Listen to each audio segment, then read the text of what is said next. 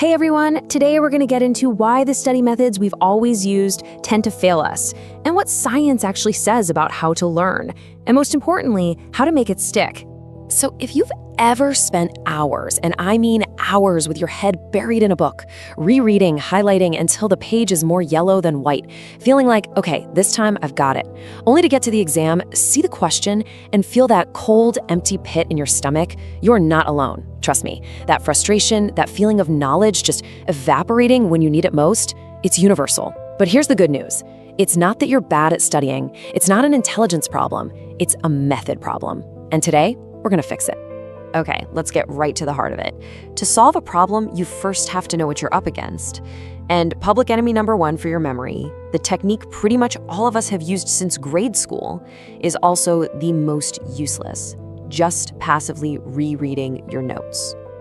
Okay, let's really break this down, because if you take away only one thing today, let this be it. Look at this chart. On one side, you've got rereading, on the other, recalling. They might seem like they're related, but they're not. Rereading is just recognizing. It's passive.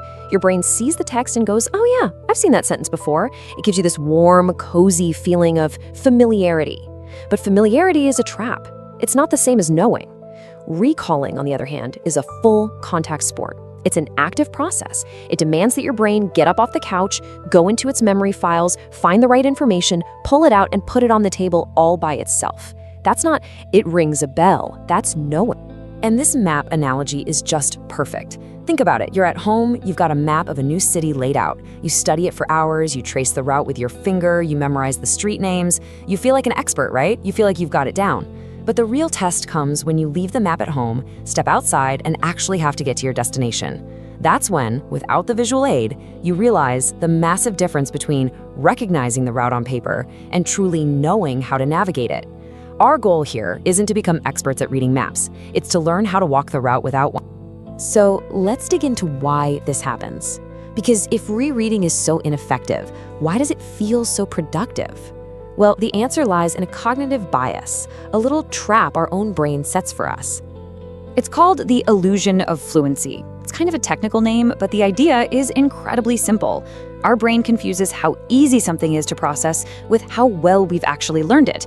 When you read something for the 5th time, the words just flow. It's easy, it's fast. And your brain, which is brilliant but also a little lazy sometimes, interprets that ease as a sign that you've completely mastered the topic. And here is the absolute crucial point. When you have your notes open, the answers are just right there, staring you in the face. Your brain sees them and has that almost automatic reaction of, oh, of course, I knew that. But that feeling is a mirage. You're not actually testing your ability to generate the answer from scratch, which is exactly what the exam will ask you to do. You're only measuring your ability to recognize it when it's already in front of you. And, spoiler alert, on a test, nobody's giving you the cheat sheet. All right, we've identified the villain, now let's bring in the superhero.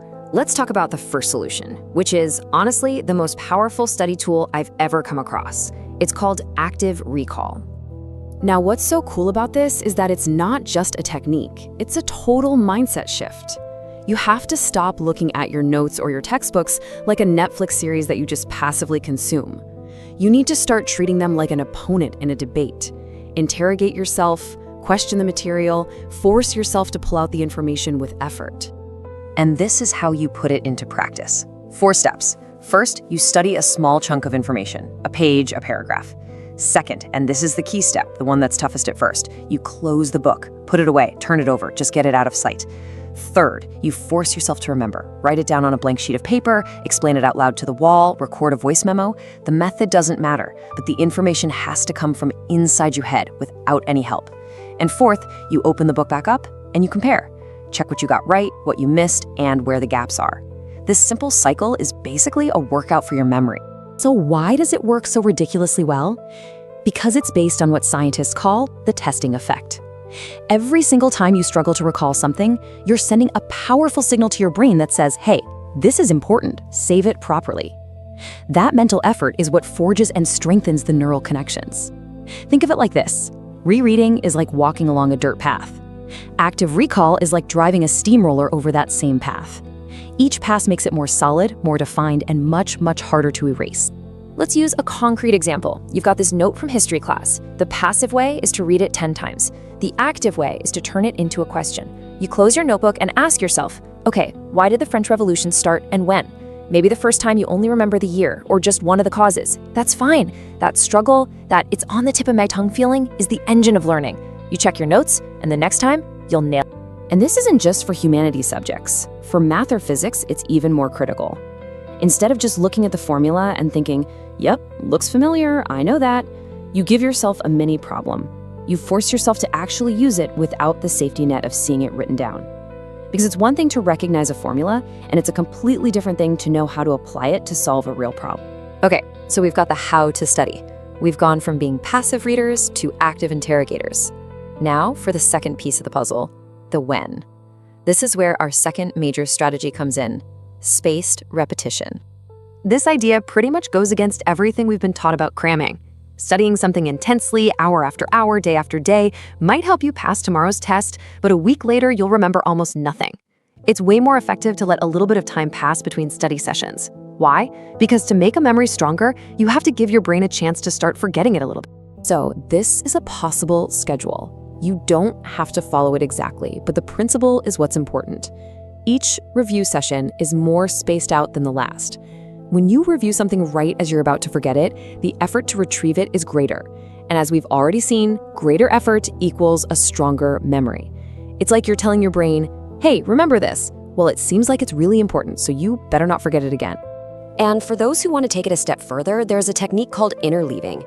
Instead of studying just one topic for 2 hours, it's more effective to do, say, 30 minutes of history, then 30 minutes of math, then 30 minutes of biology. At first, it feels more chaotic and difficult, but you're forcing your brain to load and unload different kinds of information, which in the long run builds much more flexible and durable knowledge. Perfect. We've covered the theory, but knowledge that isn't applied is forgotten. So I want to propose a challenge, something super simple that you can do not tomorrow, not next week, but today, right after you finish watching this. It's this easy, just 10 minutes out of your day. Pick one thing, a single concept, one page from a book, one slide from a presentation. Set a timer for 7 minutes and study it however you normally would. When that alarm goes off, I want you to close everything. No excuses. And for the next 3 minutes, take out a blank piece of paper and just brain dump everything you remember. Everything. You'll feel that struggle, that little bit of discomfort from digging into your memory. I want you to hold on to that feeling. That, my friend, is the feeling of actually learning. In the end, this is what it's all about. It's not about putting in more hours. It's about making the hours you do put in actually count. It's about stop fighting against your brain and starting to work with it, using the strategies it was designed for. And now the ball is in your court. I want you to put this into practice. Leave a comment below telling me what you're studying right now. Biology, law, a new language, coding, whatever it is. And I or someone else from the community will help you brainstorm how you can turn that material into active recall questions. Let's start studying smarter together.